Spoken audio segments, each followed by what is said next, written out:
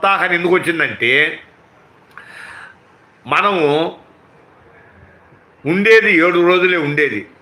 ఆదివారము, సోమవారం, మంగళవారం, బుధవారం, గురువారం, శుక్రవారం, శనివారం.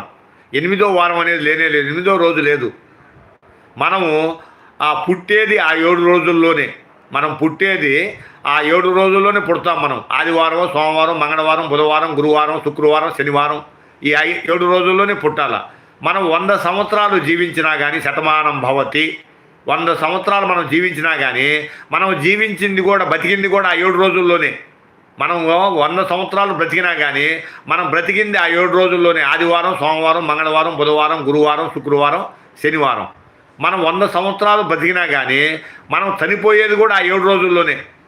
మనం చనిపోయేది కూడా ఆ 7 రోజుల్లోనే. ఆదివారం, సోమవారం, మంగళవారం, బుధవారం, గురువారం, శుక్రవారం, శనివారం. అంటే మనం పుట్టేది కానీ 100 సంవత్సరాలు మనం సంసారం చేసినా బ్రతికినా కానీ మనం చనిపోయినా కానీ మనం పుట్టింది ఆ 7 రోజుల్లోనే. మనం 100 సంవత్సరాలు బ్రతికినా మనం బతికింది ఆ 7 రోజుల్లోనే. అంతిమంగా మనం చనిపోయేది కూడా ఆ 7 రోజుల్లోనే. కాబట్టి అందుకు వచ్చింది